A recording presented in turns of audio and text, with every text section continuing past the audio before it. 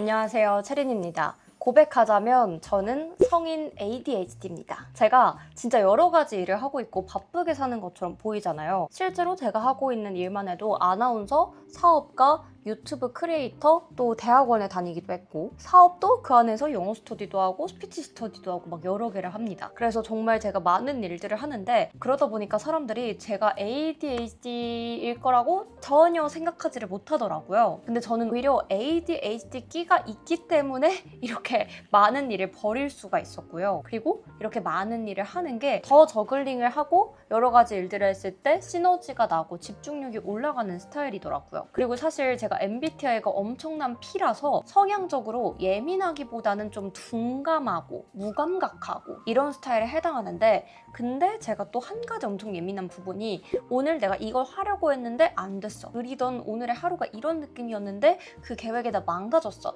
이랬을 때는 되게 예민해지는 사람이에요. 그래서 이런 면에서 하루라도 빨리 알아야 될 예민한 사람들의 시간 관리법 그리고 또 성인 ADHD 끼가 있는 사람들을 위한 시간 관리법 이야기를 해보려고 합니다. 그래서 일단 들어가기 전에 이 예민한 사람 그리고 ADHD 이 두 가지 특성이 시간을 관리하는 데 있어서 어떤 영향을 미치는지부터 정의하고 들어갈게요. 일단 예민한 사람들은 그냥 해 이게 안 됩니다. 김연아도 그냥 했어요 막 이렇게 하는데 예민한 사람들은 그게 안 돼요. 왜냐면 감정 기복이 심하기 때문인데요. 감정 기복 때문에 어떤 날은 이래서 이게 하기 싫고 어떤 날은 이게 안 끌리고 막 이런 게 있단 말이에요. 그래서 그냥 남들이 하는 그냥 해 이게 잘 안 되는 사람인 거죠. 하지 못할 이유, 하지 않을 이유가 너무 많은 게 예민한 사람들의 시간 관리법 특징이더라고요. 그리고 여기에 더해서 저처럼 ADHD 끼까지 합쳐지면은 일하다가 다른 생각을 진짜 많이 해요.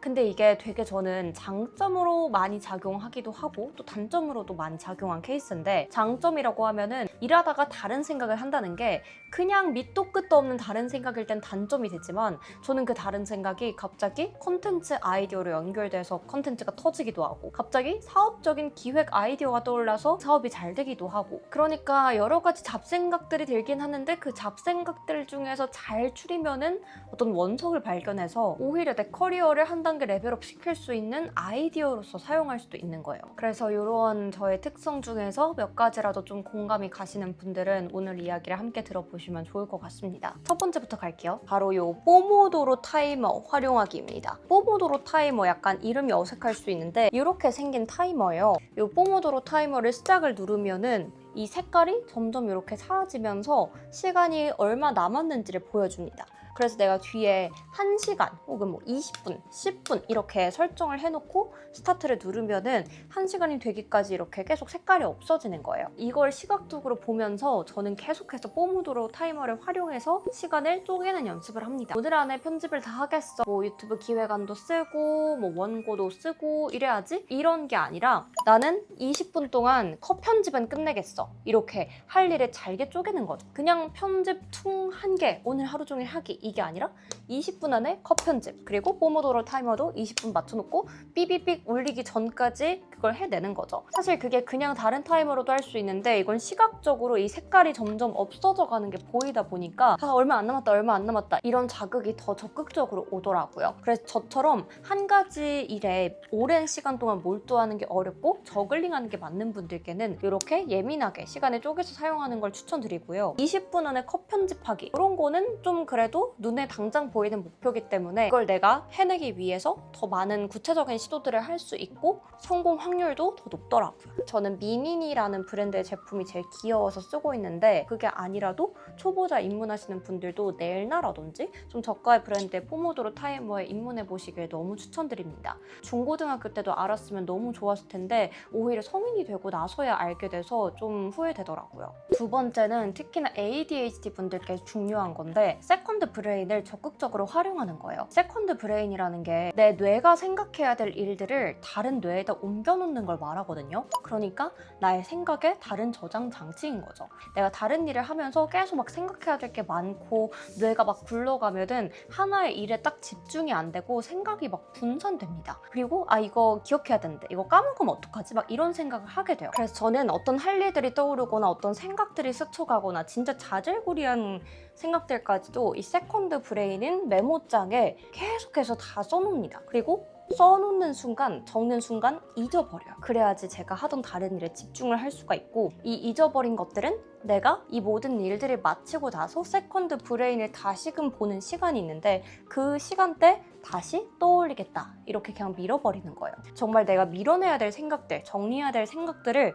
그냥 다 세컨드 브레인에 맡겨버리는 그 습관이 아주 중요한 것 같더라고요. 세 번째는 기본적으로 저는 계획표를 짤 때 큰 계획과 작은 계획을 분리하는 건데요. 저는 큰 계획은 캘린더에 써놓고 작은 계획은 투두리스트에 써놔요. 그래서 이 투두리스트가 세컨드 브레인 같은 역할도 하거든요. 오늘 어쩌고저쩌고 생각해보기, 오늘 어쩌고저쩌고 체크하기, 누구에게 연락하기, 이러한 작은 계획들을 캘린더에 쓰지 않고 투두리스트에 다 써놓은 다음에 매크로한 계획과 마이크로한 계획이 섞이지 않게 분리해서 시간을 활용하는 게 중요하고, 이것 또한 어쨌든 내가 마이크로한 계획들을 다 자질구레하게 써놓는 습관이 되기 때문에 새로운 세컨드 브레인으로서 활용할 수 있는 거죠. 네 번째는 중간중간 알림이 오지 않도록 세팅하기예요. 저는 일부러 메일 알림이라던가 웬만한 카톡 알림, DM 알림 이런 것들을 최대한 꺼놔요. 다 꺼놓고 내가 그것들을 볼 수 있는 시간에 몰아서 제대로 봅니다. 그렇지 않으면 막 운전하다가도 메일 왔을 때 보게 되고, 다른 일 하다가도 막 DM 오면 보게 되고, 막 카톡 오면 보게 되고,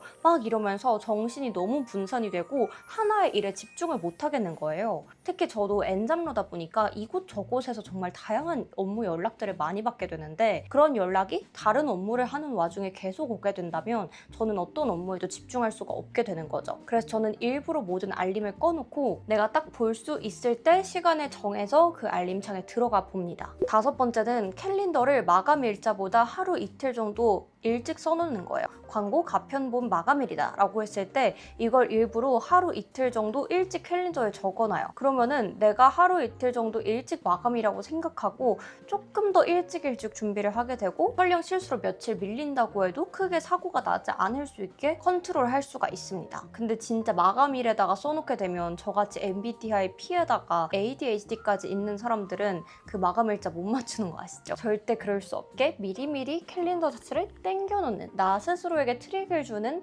그런 습관이 필요합니다. 다음은 저는 가능한 선에서는 돈으로 시간을 살려고 노력합니다. 물론 이거는 완전 사회초년생, 돈을 아껴야 되고 시드머니가 없는 분들께는 추천드리지 않고요. 내가 일했을 때 창출할 수 있는 자본의 양이 비교를 해봤을 때 충분히 효율이 나온다 싶으신 어느 정도 사회생활을 하신 분들께 추천드립니다. 예를 들면 저는 분리수거, 다리미질, 집 청소, 세탁 수거 이거를 웬만해선 제가 직접 하지 않고요. 다 업체, 어플에 맡깁니다. 요즘 어플이 다 좋은 게 너무 많이 나와서 커버링이라는 그 어플에서 주는 검정 봉투에만 다 넣어도 알아서 분리수거를 해주고요. 물론 어느 정도 돈은 들겠죠. 그리고 같은 맥락에서 한 2주에 6, 7만 원 정도 내면은 우리 집 청소를 진짜 전문가가 싹 다 해줍니다. 뿐만 아니라 세탁 수거도 이제 집 앞에 내놓으면 해주는 어플이 생겼고요. 이런 세탁 수거 어플에서 요즘엔 다리미질까지 해주더라고요. 그래서 내가 어느 정도 일을 했을 때 웬만한 자본을 창출할 능력이 있고 몸값이 올랐다 하시는 분들은 돈과 시간을 맞바꿔서 내가 집중하지 않아도 될 곳에 집중이 분산되는 걸 막아보시는 것도 중요한 포인트라고 생각합니다. 내 몸값을 레버리지해서 더 많은 시간을 창출해버리는 거죠. 쉬는 곳과 공부하는 곳 혹은 일하는 곳을 분리하는 건데요. 저는 집에서도 할 일이 많은 편인데 제가 원래 이사 왔을 때는 1층에서 자고 1층에서 일도 했어요. 그랬더니 일하다가도 졸리면 자러 가고 이런 식으로 일과 삶이 분리가 안 되고 일과 휴식이 분리가 안 되더라고요. 어떨 때는 그냥 침대에 누워서 편집해야지 이러다가 막 자게 된 적도 있고 갑자기 그냥 유튜브를 보게 된 적도 많아요. 그래서 아예 일과 자는 공간, 쉬는 공간을 분리해버리기로 결정했는데요. 저는 이제 1층에서 안 자고 2층에 침실을 마련해서 최대한 2층에서 자려고 해요. 그러면은 저같이 복층인 사람들은 1층에서 2층까지 올라가는데 너무 귀찮고 시간이 꽤나 걸리기 때문에 웬만하면 내가 진짜 쉬어야지 각 잡은 게 아닌 이상 2층으로 잘 안 올라가게 됩니다. 그리고 한번 1층에 내려온 순간 그때부터는 쉬지 않고 업무 모드에 확 집중하게 되더라고요. 그래서 저처럼 꼭 복층에 사는 게 아니더라도 내가 일하는 곳과 쉬는 곳 이걸 완벽하게 분리해놓고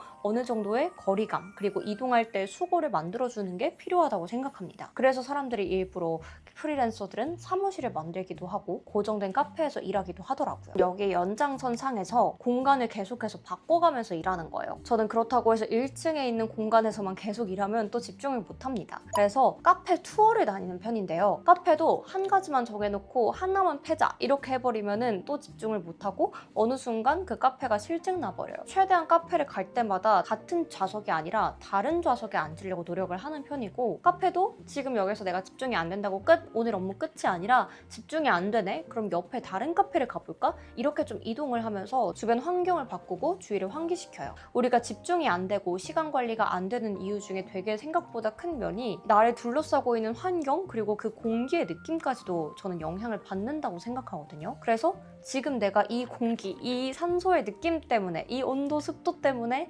집중이 안 되는 걸 수 있으니까 조금 더 잠깐 나가서 걸으면서 다른 카페로 투어해보는 그런 습관이 저는 도움이 많이 되더라고요. 9번째는 아침에 일어날 수밖에 없도록 루틴을 세팅하는 겁니다. 저는 아침 일찍 출근해야 될 일이 없잖아요. 그러다 보니까 아침에 어떤 시간에 일어나야 될지 자체가 고정되어 있지 않아서 제 삶의 루틴이 망가질 때가 많더라고요. 내가 내일은 11시까지 일어나야겠다 이렇게 다짐을 하고 저도 저 막 12시, 1시에 일어날 때도 많거든요. 그래서 이런 저와 같은 분들께는 아예 아침에 약속을 잡아버리시는 걸 추천드려요. 저는 아침에 효율이 별로 안 나오는 인간이라서 어차피 그 시간에 일찍 일어나도 빡 집중해서 공부를 하거나 일을 효율적으로 끝내지 못하는 사람이기 때문에 그냥 아침에는 친구와의 약속, 미팅, 필라테스, PT 이런 약속을 아예 잡아버리고 내가 일어날 수밖에 없는 환경을 조성하는 거죠. 나 자신과의 약속은 지키기가 너무 어렵고 의지를 동반하지만 남들과 약속을 했을 때 내가 그걸 무시하고 자는 경우는 잘 없기 때문인 거죠. 그리고 끝나고 와서 그때부터 내일을 시작한다고 생각하면 저와 같이 아침형 인간이 아니라서 못 일어나시는 분들께, 아침에 효율이 안 나시는 분들께도 도움이 많이 될 겁니다. 그리고 애초에 저는 아침형 인간이 아니라 밤형 인간이고 밤에 더 집중이 잘 되고 효율이 잘 나오는 사람이기 때문에 아침 일찍 일어나려는 시도 자체를 하지 않습니다. 웬만하면 그냥 난 11시쯤에 일어나도 괜찮다라고 생각을 하고 살고요.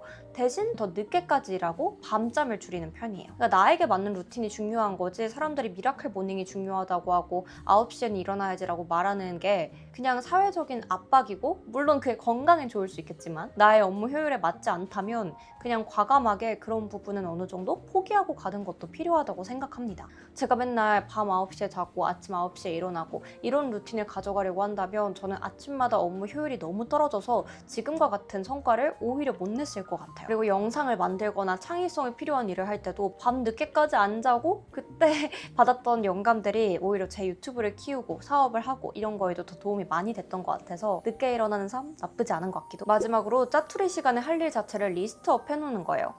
잠깐씩 시간이 뜰 때 있죠. 뭐 친구랑 약속을 잡았는데 친구가 10분 정도 늦는다던가, 아니면 대중교통을 탈 때라던가, 뭐 화장실을 앞 사람을 기다리고 있을 때라던가, 정말 진짜 사소하게 짧게는 1분, 길게는 5분, 10분까지 뜨는 시간들이 있어요. 근데 그때만 할 수 있는 일들을 정해놓는 거예요.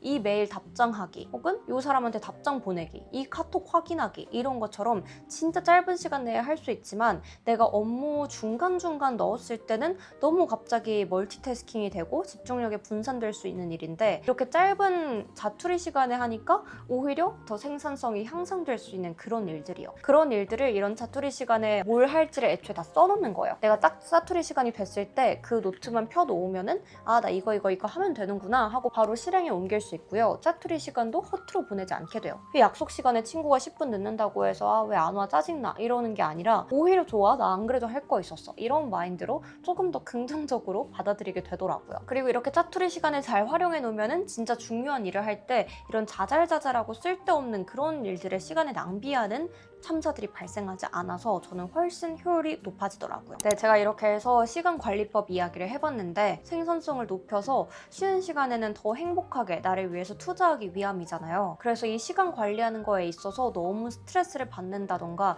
스스로를 자책하거나 이런 일은 오히려 일의 의욕을 떨어뜨리게 된다는 점 꼭 기억해 주시고요. 계획한 만큼 끝내지 못했다고 자책하지 마시고 스스로에게 적절한 보상을 줄 수 있도록 꼭 노력해 주시면 좋을 것 같아요. 이 일을 끝냈으면, 이 카페에 갔다 와서 일을 했으면 저기로 잠깐 아이 쇼핑을 하러 간다던가, 저기로 잠깐 산책을 간다던가, 이런 작은 보상이라도 좋습니다. 저의 시간 관리법 예전부터 많은 분들이 질문을 주셨는데 이렇게 좀 이야기를 해봤습니다. 그럼 저는 또 다음 영상에서 만날게요. 안녕.